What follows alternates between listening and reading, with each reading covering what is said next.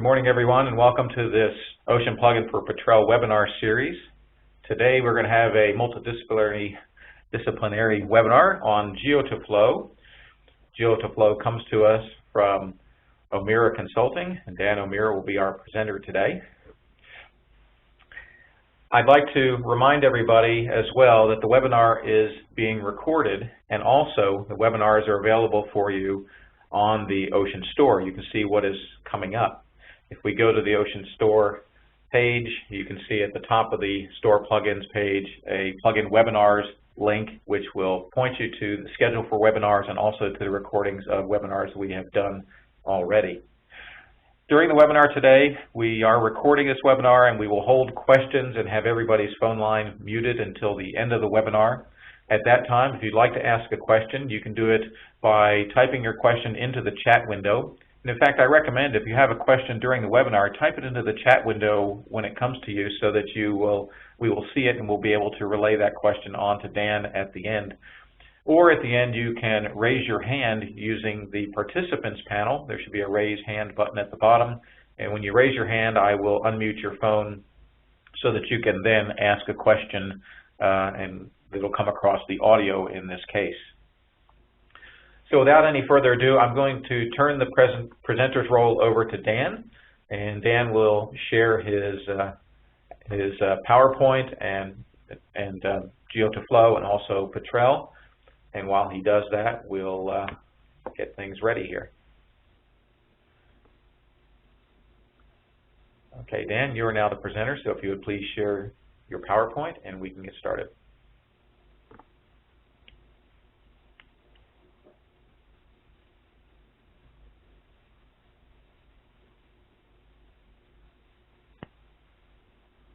Can you see that okay? Yes, we can. Go ahead. Okay, great. Geo2Flow is about three things: identifying flow compartments, calculating 3D saturations that honor your logs, and estimating permeabilities that are constrained by saturations. So the outline of what I'm going to do here is I want to give you the main reasons for using Geo2Flow are you use log and core-based saturation data and MDT or RFT pressure data to identify flow compartments and free water levels. You create 3D saturations that are physically reasonable and that honor your saturation logs. And you achieve 3D permeability that is consistent with your saturation, porosity, and free water elevations. Fourthly here, we're going to initialize Eclipse with volumetrics that match Petrel. So we do a lot of good work in Petrel to get our saturations, perms, and compartments right. We want to make sure that Eclipse honors that information precisely. So we're going to get the same volumetrics in both areas.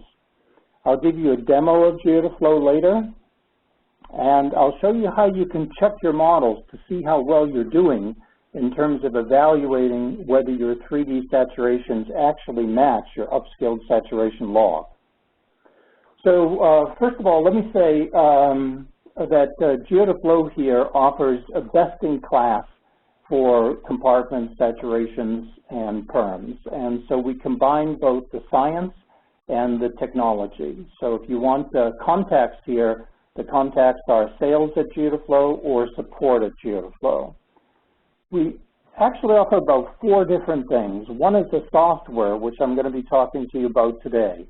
And then we know that sometimes when you're confronted with new software, it takes a bit of activation energy that has to be overcome to get on board. So we have what we call a jumpstart project, where we actually perform one pass of the Geo2Flow analysis on your field. We collect and QC your data, we run through the entire Geo2Flow workflow and present the results to you. Another thing that we do is training. And the training, you know, software courses a lot of times are button click courses, but what we try to do is present the science that actually goes behind the button clicks so that you know why you're going through Geo2Flow the way that you are. The training is inherently, as the program is, interdisciplinary. So we typically have geologists, petrophysicists, and reservoir engineers in the room. The interesting thing is we never use a canned data set. When we come out and train, we use always the client's data set. And sometimes we have just little more than hours to prepare before we actually start training on your data set. So you can be rest assured when we leave the training exercises, you've actually executed GeoDaFlow on your data set of immediate interest. And then finally, we do consulting if you want kind of elbow-to-elbow type work, and we've worked on projects all over the world. So we have a very extensive website. It has a lot of documentation, so it's really something we've seen people dive into for days, kind of reading as a book. Omera Consulting has been in business since 1992. We've been integrating geomodels and flow simulation since then. The first program that we did was something called StrataSim, which connected to StrataModel, which is a precursor to Petrel, the first of the 3D geological models. Here's what goes into creating a GeoDaFlow model. You need porosity logs, you need water saturation logs, and some starting geological model. It doesn't have to be a finished model, doesn't have to have all the faults in it, all the channels in it, things like that, but some kind of a starting model. Fluid densities and 3D porosity. What you'll get out of every GeoDaFlow run is 3D oil, water, gas saturations and volumes. You'll get a net to gross and net porosity in 3D if you're using net to gross. Some people don't. You'll get a horizontal perm that's distinguished by from the vertical perm. You get fluid contacts. You'll understand reservoir compartments. You can rock type according to J functions. If you have a perm log, say you're using a neural net or something like that, then we're going to improve upon that log because we're going to make sure that your perm is constrained by what we know of saturation. And if you want to actually change your input SW log, we have facility in the program for modifying your Archie exponents. Typically, though, people have more information. And more information just makes the results better constrained. So the more information is laboratory cap curves. I'll show you how we handle that in the demo. Poro-perm data, a detailed geological model, perm logs, if you have facies or indicator logs, if you have MDT data or a detailed PVT or 3D facies and indicator information, that's all going to constrain the output that we create. I've been asked from time to time, who owns GeoDaFlow? I showed up for one class one time. I asked for raise of hands. There were petrophysicists, geologists, and no engineers, because the engineers heard that GeoDaFlow ran with Petrel. So why would an engineer want to take anything having to do with Petrel? Well, I can tell you that around the industry, people will look at this program and say, well, a geologist ought to use it because, after all, it connects to Petrel. We work with flow compartments that reflect geology, faults and channels. We've got facies guiding 3D distributions. Sounds like geology. So, but a petrophysicist looks in and says, you know, we do things that depend upon the well log interpretations, special core analysis, rock physics. Sounds like a petrophysicist should use this program.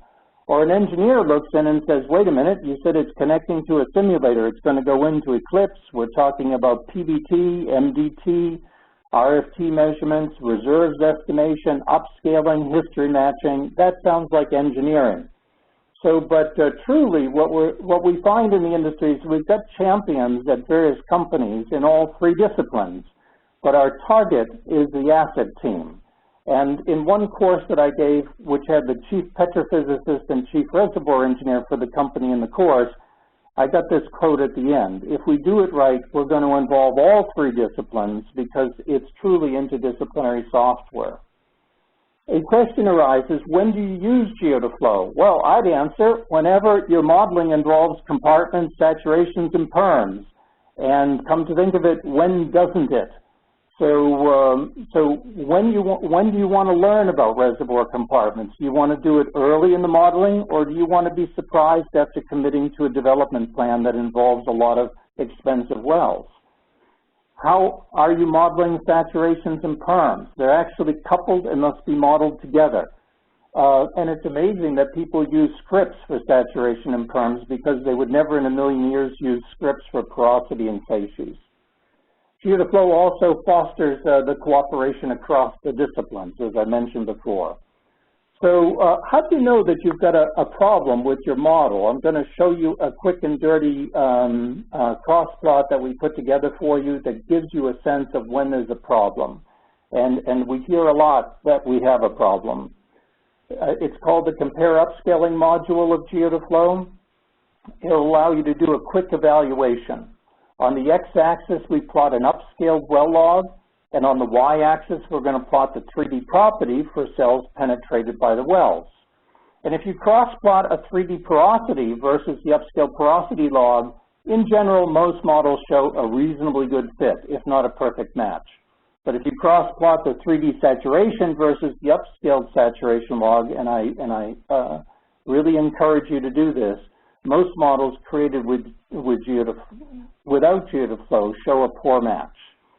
Here's, for instance, a porosity model, and you can see in the lower left, the porosity, the upscaled porosity is just a volume-weighted average of the porosity. And this is a porosity model. We show that sometimes it's not perfect. Most models match reasonably well, but in this one here, you can see we've got some scatter.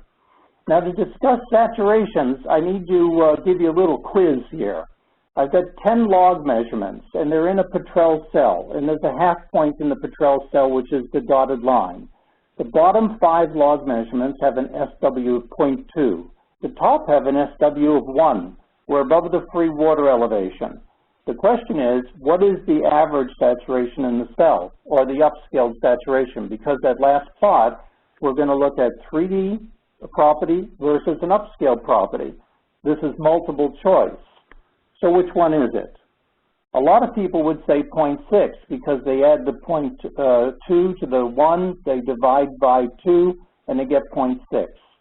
But if you actually look at the porosity in the cell, the top part of the cell has virtually no porosity because the water saturation is 1.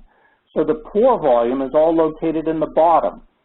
So actually, if you go into the upscale module of Petrel and just treat saturation as you would porosity, you'll get a 0.6. You have to be able to know enough to go into the Petrel calculator to do better. So, but the correct answer in this case is 0.2. That's because with saturation, you have to do pore volume weighting. So let's take a look. Here's some data from a real field, and this is on the y-axis, the 3D saturation in the model, and on the x-axis is the saturation that's out there in the logs.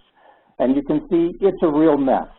And so we typically get a poor match. And you can see at the very top, you see water saturations that are 1 in 3D, but they're actually any number you want in the log. And that says that somebody's put the free water elevation too shallow in the reservoir. So I've seen plots that are even much worse than this. This is kind of an eye-opening, an aha moment in reservoir modeling if you put together these plots to check. So why so many mismatches? A noisy match indicates you don't understand your saturations. You can get a perfect match by treating saturation like you would porosity, purely geostatistically. But most engineers know that saturations have to follow some kind of a function, like a J function, saturation height function, whatever, and that it isn't a purely geostatistical quantity. So if you use geostats, you'll just get non-physical saturations that don't match J functions. A good match is a necessary then, but not sufficient sign of a good model. A poor match can be caused by failure to use a pore volume weighted saturation log. That's one. But a more important one is incorrect free water levels, that compartmentalization in the reservoir hasn't been understood. Or the saturation height functions have been used that don't depend upon permeability. Remember, perm and saturation are coupled and need to be modeled together.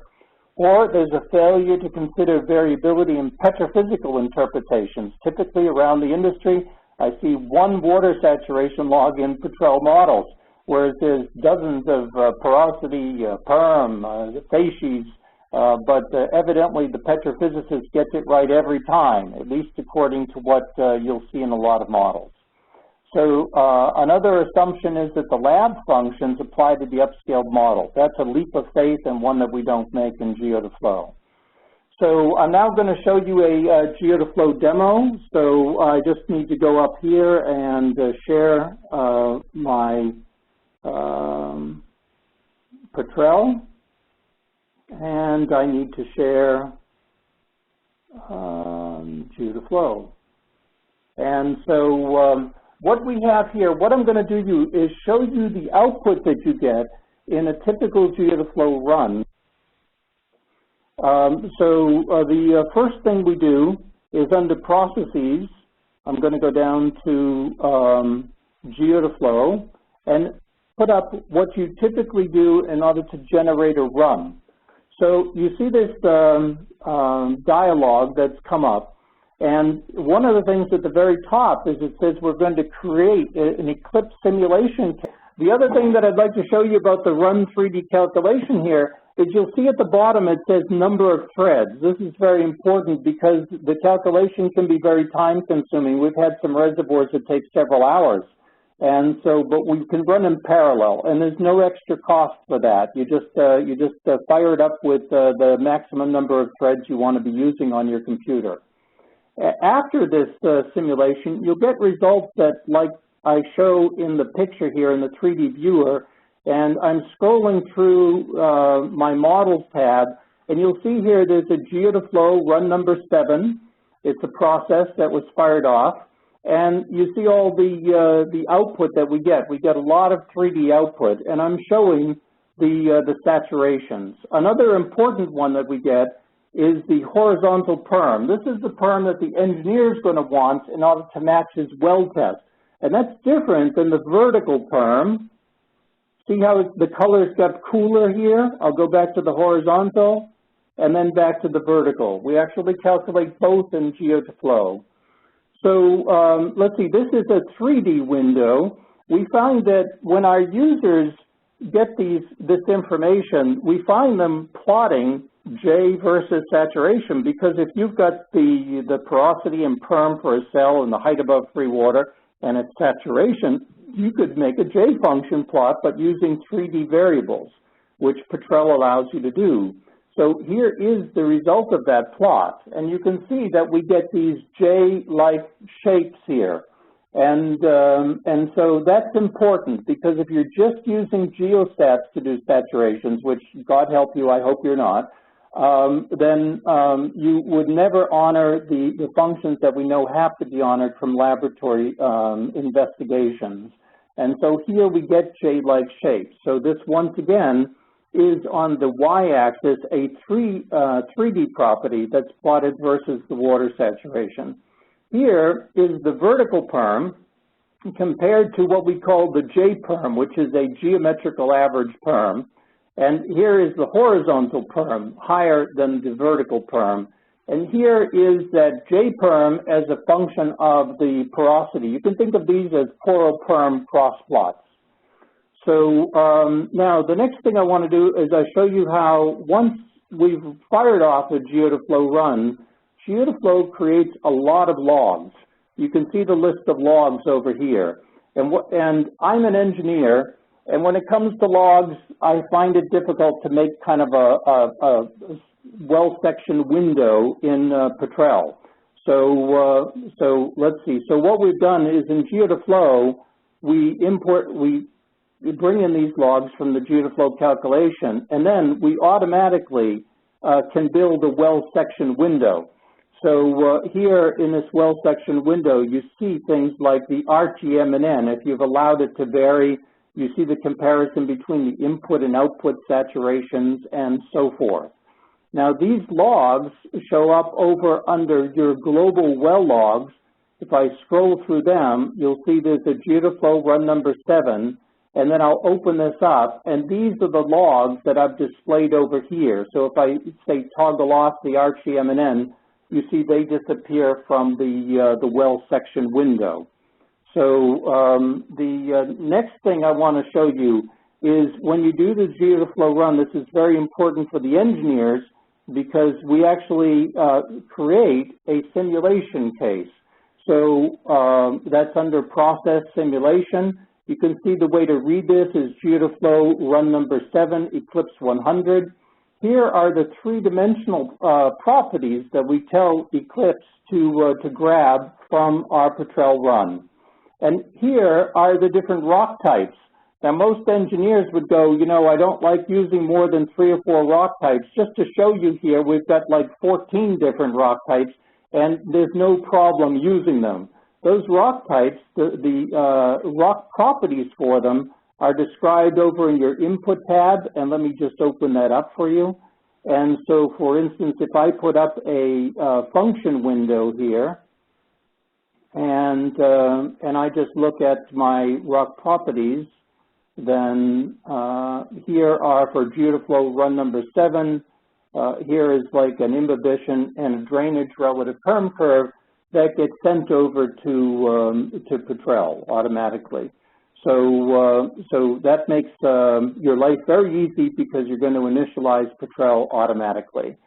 So let's see. Here's your original 3D model, and one of the things I forgot to show you here is where the rock properties are distributed in 3D space. So those are your different J functions, and we need those to send over as the StatNum index for Eclipse. But what we're trying to do here is to encourage geologists to look at that and see if they get kind of a correlation going with saturation, with a correlation going with what they know to be facies. Now, I told you that when we do a GeodaFlow run, one of the things we want to do is see how we're doing in terms of saturation. So let me put the GeodaFlow run up here, and I'll go to water saturation.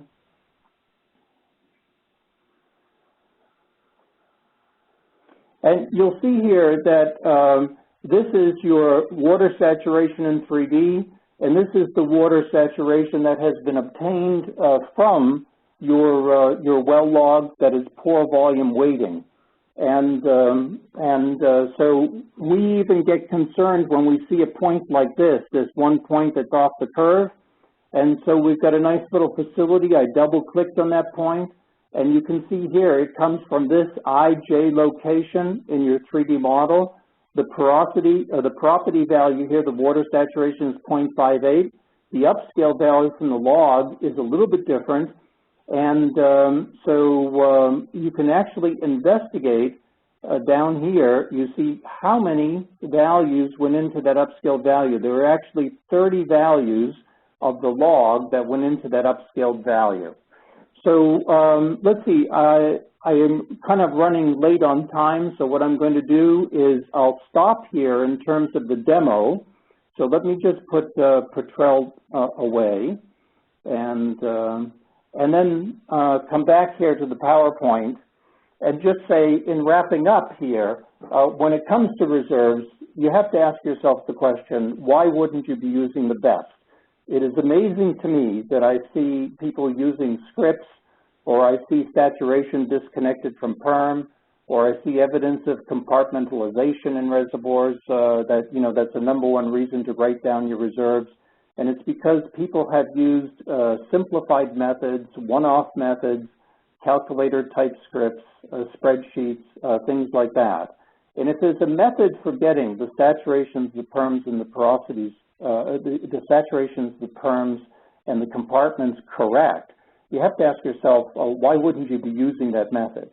So if you don't think that you have problems with saturations, I'd suggest you do this test. I could show you there how the 3D saturations, whether they match your logs or not. When we look at porosity, we always expect the 3D porosity to match our logs because we're using geostats. Here in saturations, it's more difficult because there are equations that need to apply, plus you need to honor the log data. To get that right is very difficult, and that's what GeodaFlow does. It solves that problem for you.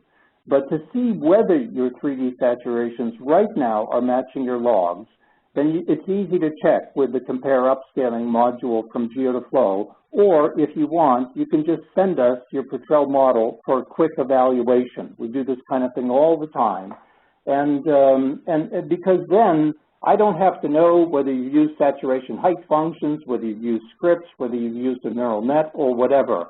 All I'll do is I'll report back to you whether your 3D saturations match your logs, at least within what you believe your logs should be doing. I mean, if you have thin beds or something like that, those are special cases that we handle but are too difficult to discuss in a short demo like this. So GeoDaFlow, once again, is best-in-class methodology. We challenge you to go out and look any place in the industry and see if you can find anybody who does as much of a coherent job of marshaling together the information you need to know compartments, saturations, and perms. And then finally, if you need to contact us, here are the contact email addresses. And we suggest you go out and take a look at our website. There's a lot of documentation. When you go into the website, you need a password. We're basically looking to make sure that we get a company ID on you and we know that you're coming out of an oil company.